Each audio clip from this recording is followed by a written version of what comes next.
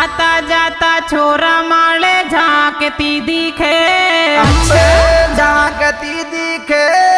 वो छोरी तेरा चूड़ा रे